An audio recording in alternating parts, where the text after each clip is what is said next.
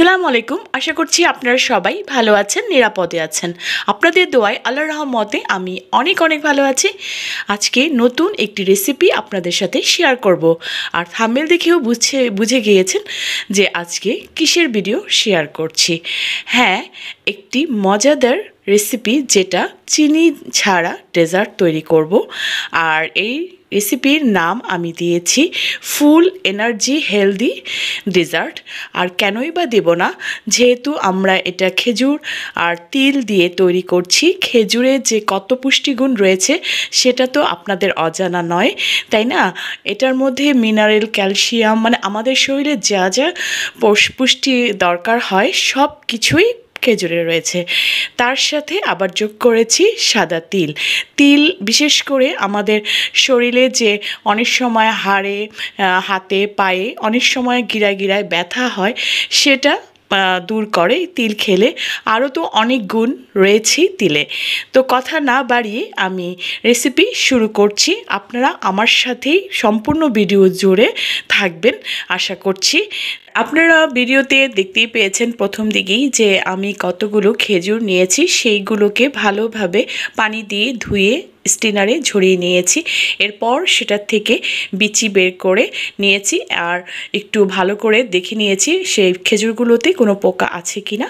এরপর আমি রোদে কিছুটা শুকিয়ে নিয়েছি। যেহেতু আমি একটু পানি দিয়ে ধুয়েছি, সেজন্য একটু রোদে শুকালে আমি যেহেতু এই ডেজার্টটা একটু সংরক্ষণ করব, সেজন্যই আমি একটু রোদে ভালোভাবে শুকিয়ে নিয়েছি।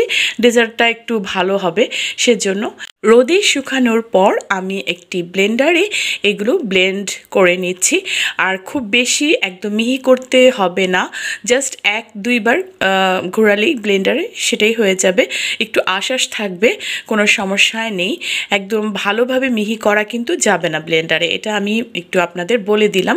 অনেকগুলো টিপস রয়েছে, আপনারা সম্পূর্ণ ভিডিওটি দেখলে টিপসসহ আপনারা জানতে পারবেন আর আপনারা তৈরি করতে পারবেন। তো ব্লেন্ডারে আমি সবগুলো খেজুর আমি ব্লেন্ড করে নিয়েছি। আর খেজুরগুলো তো দেখতেই পেয়েছেন, আমি একটু নরম, মাংস বেশি এরকম খেজুর নিয়েছি। মানে আমি আজওয়াইন খেজুরগুলা নিয়েছি। শক্ত খেজুর দিয়ে এই ডেজার্টটা ভালো হবে না।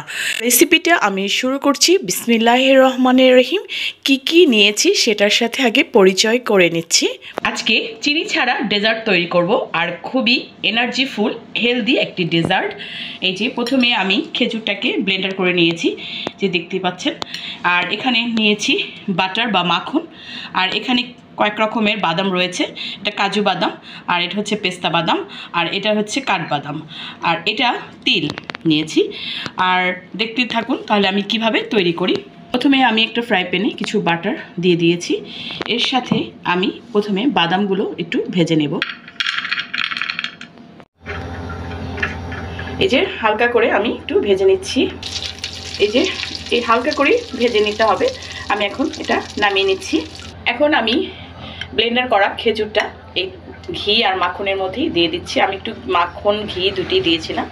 বিসমিল্লাহ। একটু প্রথম দিকে একটু সমস্যা হবে নাড়তে, তারপর ধীরে ধীরে ঠিক হয়ে যাবে। আর এখন আমি সামান্য একটু বাটার দিচ্ছি। অল্প অল্প করে কয়েকবার বাটার দিয়ে এটাকে তৈরি করে নিতে হবে। যে আমি আমার পাত্রটাকে চেঞ্জ করে নিয়েছি, ওটাতে একটু সমস্যা হচ্ছিল। আর এই যে চুলার আঁচটা কিন্তু একদম লো আঁচে করে নেবেন, নাহলে কিন্তু পুড়ে যাবে। লো আঁচে করেই আমি এটাকে বারবার নিয়ে নিচ্ছি। আর বাকি যে বাটারগুলো ছিল সেটাও দিয়ে নিচ্ছি। এই যে ভালোভাবে করে নিচ্ছি। আর আপনারা বাটার বা ঘি দিয়ে এটা করবেন, কোনোভাবেই সাদা তেল দেবেন না, তাহলে কিন্তু টেস্ট হবে না। এ পর্যায়ে আমি বাদামগুলো যে ভেজে রেখেছিলাম সেটাকে একটু কুচি করে নিয়েছি, মানে কুচিকে একটু ছোট ছোট টুকরো করে নিয়েছি। এটা দিয়ে দিচ্ছি। এখন ভালোভাবে মিশিয়ে নিচ্ছি। এরকম একটা নিয়ে নিয়েছি, এর উপরে আমি কিছু বাটার মেখে নিচ্ছি।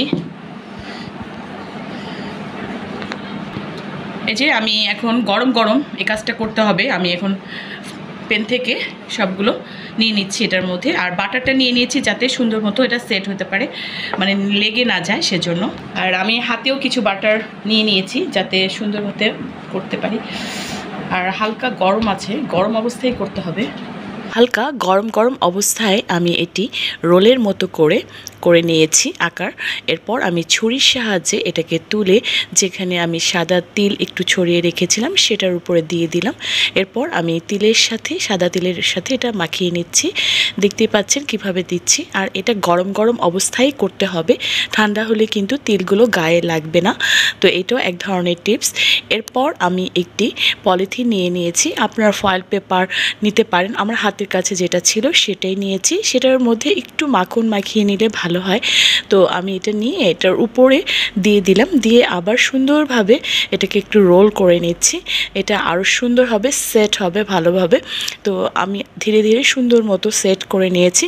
এরপর আমি নর্মাল ফ্রিজে 2 ঘন্টার জন্য এটা রেখে দিয়েছি, তাহলে সুন্দরভাবে সেট হয়ে যাবে। নর্মাল ফ্রিজ থেকে আমি 2 ঘন্টার পর বের করে নিয়েছি, মাশাআল্লাহ অনেক সুন্দরভাবে সেট হয়ে গিয়েছে।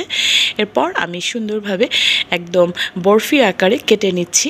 দেখতেই পাচ্ছেন আর কতটা সুন্দর হয়েছে যে বলার মতো না, একদম চকলেটের মতন লাগছে। চকলেটও এর চেয়ে এটা চকলেটের চেয়েও আমার কাছে মনে হচ্ছে বেশি মজা হবে, হেলদি হবে, বাচ্চারাও খেতে পছন্দ করবে। তো দেখতেই পাচ্ছেন খুব সুন্দর হয়েছে, মাশাআল্লাহ মাশাআল্লাহ মাশাআল্লাহ। নর্মাল ফ্রিজে 1 থেকে 2 মাস সংরক্ষণ করতে পারেন। যেহেতু আমি এটাতে কোনো প্রিজারভেটিভ ইউজ করিনি, সেজন্য 1 থেকে 2 মাস আপনারা সুন্দরভাবে খেতে পারবেন নর্মাল ফ্রিজে রেখে। আর ডিপ ফ্রিজে সারা বছরের জোরে সংরক্ষণ করতে পারবেন ইনশাল্লাহ। পুষ্টিতে ভরপুর ফুল এনার্জি ডেজার্ট বা খেজুরের ডেজার্টটি তো আমি দেখালাম খুব সহজভাবে টিপস সহ আপনাদের এটি তৈরি করে দেখিয়েছি। আশা করছি আপনারা এভাবে একবার হলেও তৈরি করে খাবেন। আজ এই পর্যন্তই। আপনারা সবাই ভালো থাকেন, নিরাপদে থাকেন, আমার ফ্যামিলির জন্য দোয়া করবেন। আল্লাহ হাফিজ।